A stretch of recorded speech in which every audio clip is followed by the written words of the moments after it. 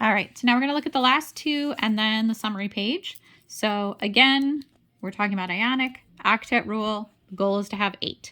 So now we have aluminum, which is of course Al, and sulfur, which is S.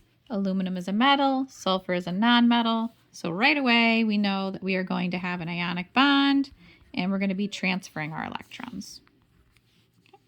All right, electron configuration. Aluminum is 2-8-3, which tells us we have 3 valence electrons.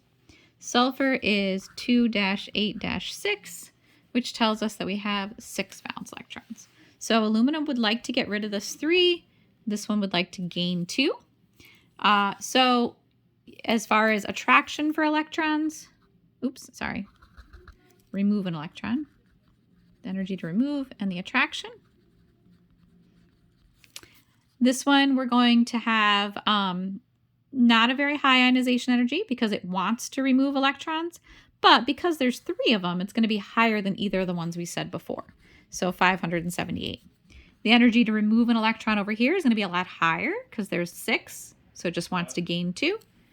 So our energy to remove an electron is going to be 1,000. Our attraction for electrons.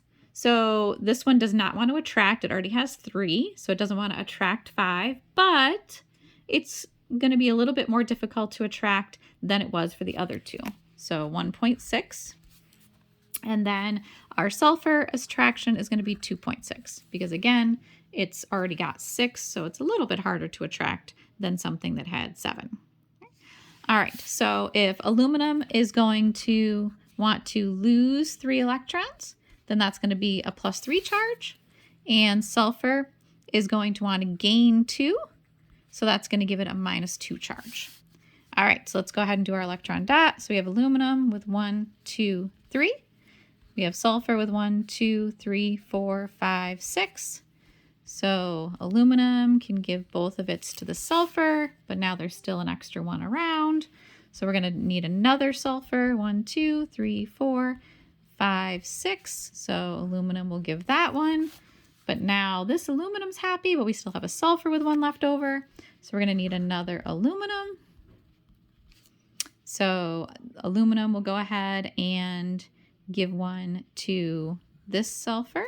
So we've got 1, 2, 3, 4, 5, 6 of its own, 7, 8. 1, 2, 3, 4, 5, 6, 7, 8. So those sulfurs are happy, but we have aluminum here with 2.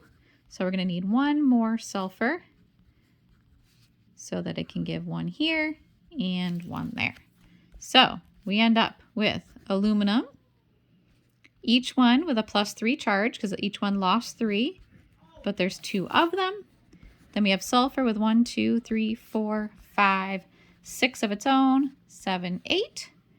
So each sulfur has a -2, and there's 3 of them. So our formula is Al2S3. And if you think back to, so we need 2, we need 3. When we did these formulas earlier on, if I had Al with a +3 and S with a -2, remember how we crisscrossed? We did Al2S3. So that still works. It's not like that doesn't work anymore. It's just that now if there's more that they're asking you to draw a picture, show the transfer, this is like part 2 question type of stuff, and understanding this ionization energy and electronegativity is new. So this still works. This is still good. And it's still a way to check things. It's not wrong. If that was a part 1 and they said the formula, you could just crisscross, be done with it. And then our name is aluminum sulfide. Okay. All right. Now I'll go ahead and film page 6 for you and the conclusion.